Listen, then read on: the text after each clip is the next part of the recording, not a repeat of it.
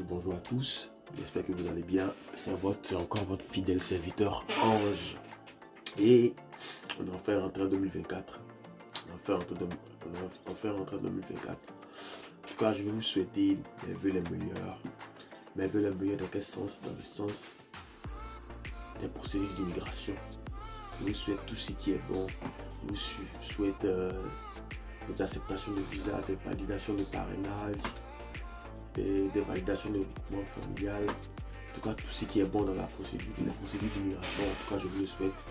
Et je croise les doigts que de nouvelles lois soient votées pour favoriser encore plus parler d'un sujet, un sujet qui va vraiment attirer votre attention. C'est les différentes voies d'accès à l'immigration pour les personnes de la catégorie C et D, donc moins qualifiées. Voilà.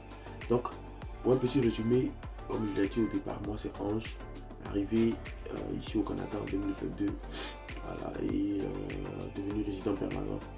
Donc j'ai créé cette chaîne-là pour partager mes informations, mes expériences professionnelles. Je suis ni agent d'immigration, je suis ni consultant. En cas, c'est dire la vérité. Je ne travaille pas à l'immigration, je ne suis pas consultant.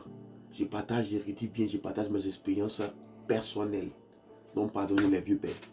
N'allez pas dire qu'Ange est consultant, mais Ange travaille à l'immigration. Non, moi je ne fais rien de ça. Je partage juste des informations que moi je connais, qui peuvent vous aider, qui peut aider un frère ou une soeur qui veut prendre l'Afrique. Donc c'est un peu ça. Donc dans le fond, ici, quand je venais, beaucoup me disaient qu'il y avait un changement. Parce qu'avant, ce changement n'existait pas. Parce que avant la pandémie, lorsque tu venais ici au Canada avec un permis de travail, après 2 ans, tu deviens automatiquement éligible, quel que soit le travail que tu fais, tu deviens automatiquement éligible à la résidence. Mais depuis un certain moment, cette loi-là a été revue et il y a eu des restrictions qui ont été ajoutées, empêchant bien évidemment les personnes moins qualifiées, c'est-à-dire les personnes de la catégorie C et D, de pouvoir atteindre la résidence permanente. Donc quand je parle des gens de la catégorie C, je parle des gens comme les cueilleurs, les préposés aux entretiens ménagers, les laveurs de vitres, ce genre de choses là. Donc les personnes qui venaient avec ce genre de permis là ne devaient pas normalement avoir accès à la résidence. Et comme je l'ai dit, toute chose a une exception. Donc je viens te dire aujourd'hui à toi qui me regardes, qui te trouve dans la catégorie C ou D, que c'est possible. Ceux qui t'ont dit que c'est pas possible là, ils mentent. Et je te détaille tout dans les prochaines minutes. Alors comme je disais, ici, pour une personne qui se trouve dans une catégorie C ou dans une catégorie D, c'est possible parce qu'il y a un programme qui a été mis sur pied pour précisément ce genre de personnes-là.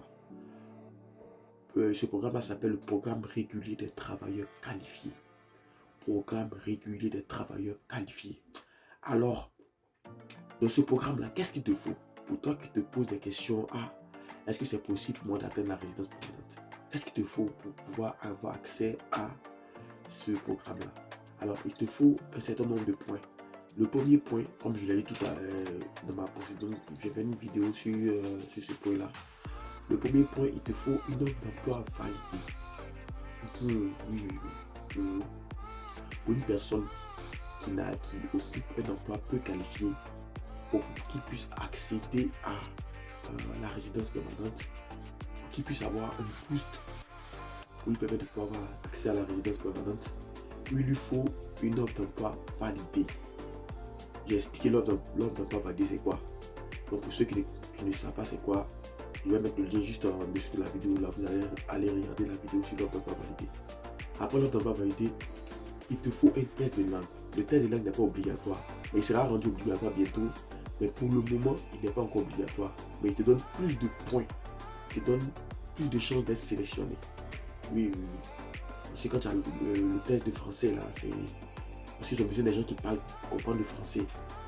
Voilà, donc tu dois avoir l'offre d'emploi validée et tu dois avoir un test de langue.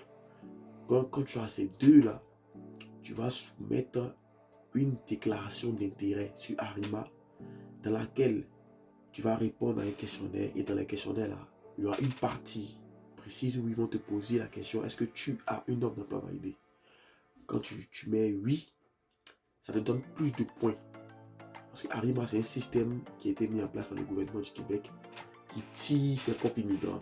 Donc le Québec tire ses propres immigrants, sélectionne ses propres immigrants. Donc pour avoir plus de chances, pour toi qui exerce un métier peu qualifié, d'être sélectionné par le Québec, il faut avoir l'offre d'emploi validée, il faut avoir le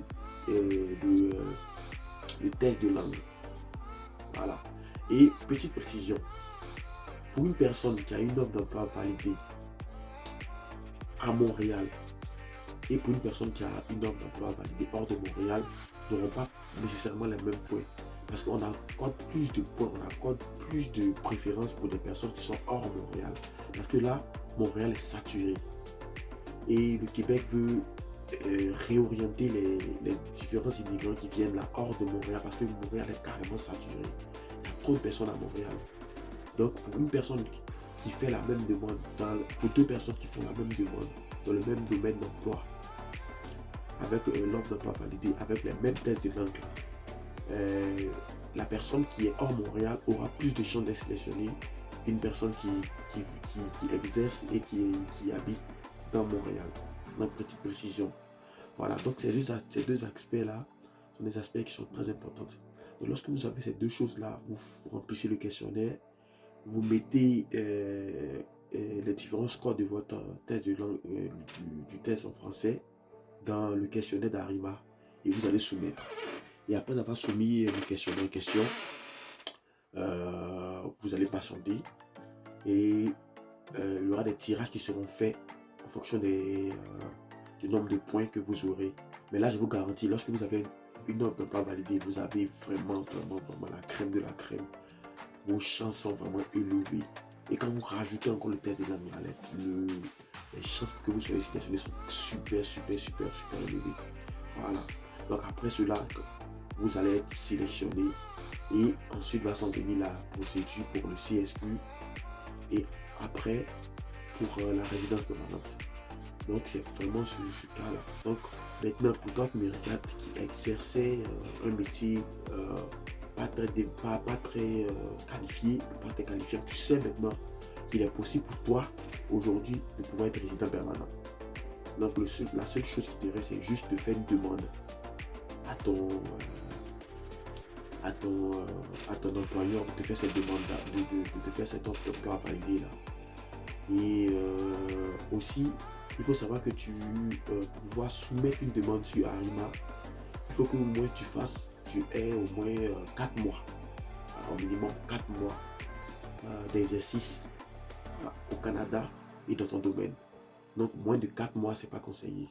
Donc à partir de 4 mois, tu fais la demande de l'offre d'emploi validée, tu fais le test de langue et tu soumets. Et je te garantis que tu as vraiment beaucoup de chances d'être sélectionné. Donc voilà cette petite vidéo là que je voulais faire. Je suis grippé, donc j'étais juste pour faire une vidéo rapide là.